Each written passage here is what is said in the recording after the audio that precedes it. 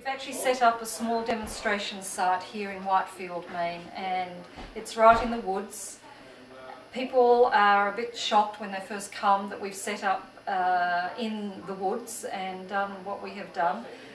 But actually it was a way and means of taking a typical Maine situation and turning it into a sustainable situation.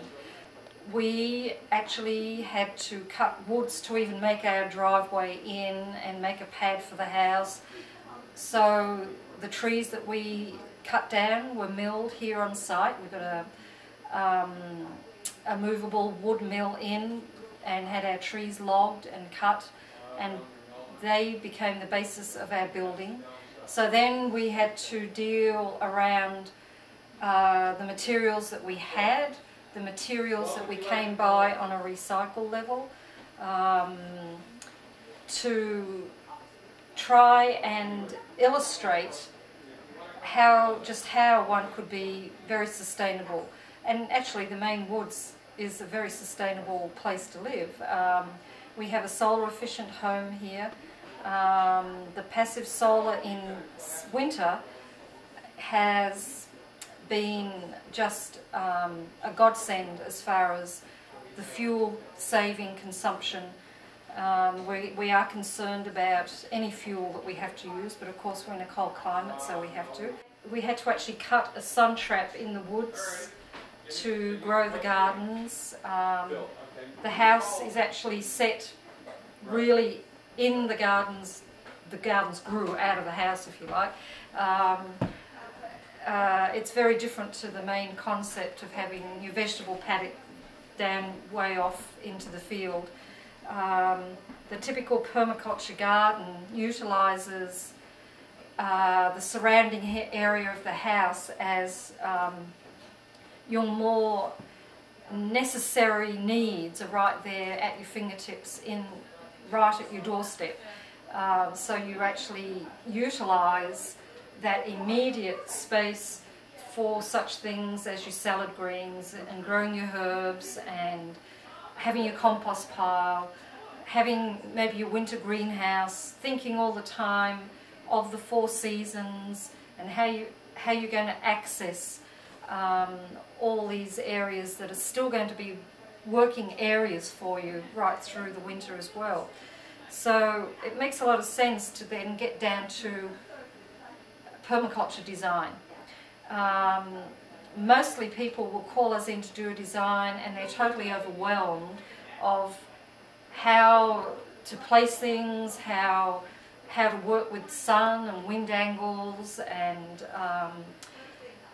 energy efficiency.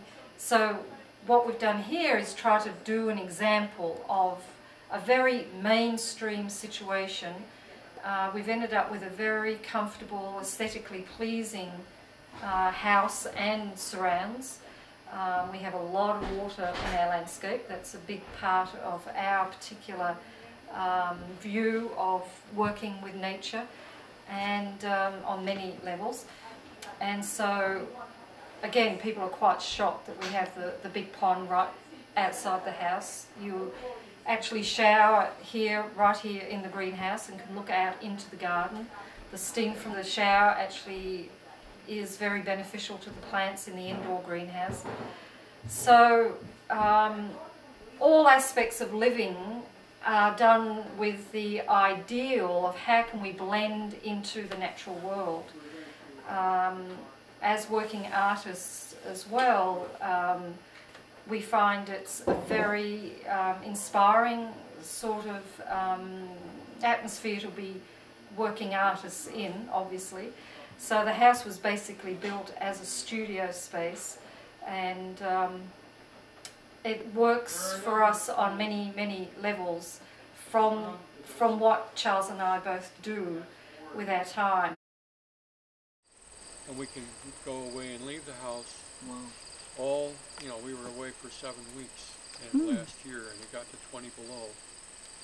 The house got to 80 as the high inside with no heat, and it got to a low of 43 with no heat.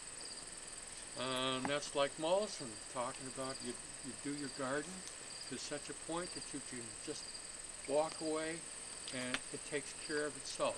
And that's what you want to try and do. And that's where you have to use some technology and some engineering and some design skills and research what you're doing in terms of your property. And now you can see how many there are. What are they called? Meadow rue. It's a beautiful little flower. Well, you can see the remnants of the little flower.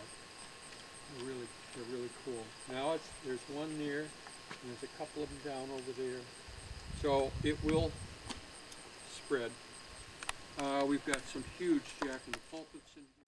So what we'll do is actually straddle that hole, because otherwise it's going to take us. Yeah. Straddle it. So yeah. And you have a piece of stick as well.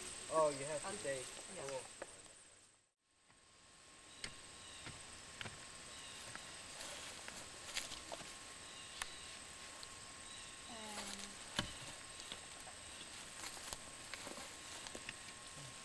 You're using all the best part of your soil for your next bed, because it's the very top little piece of soil. You're not wasting any of it.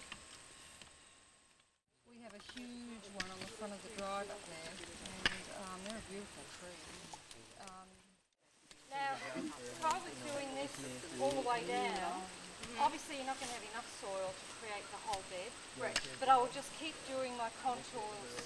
And eventually it would just build kind up. of build up. Yeah. And that's almost perfect. And you go that way, and that is just a shade. It could be dug down just a shade more, but like a half an inch maybe. But let's go the other way. All right. So we know that that guy's good. And then you go to the next one. And that's not bad, but you've added some soil. So a lot of the stuff here has actually been built by, or helped be built by our students, and then they've gone away and they've built their own. And that's what it's all about, is the empowerment of learning how to do it, and then going away and designing and doing your own, because you know that you know how to do it, and that's great. And then you teach somebody else.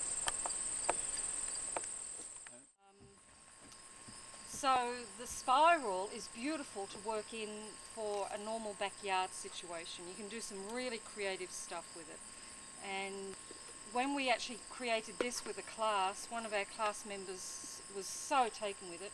She just wanted to go home and do like this acre spiral. Oh, God.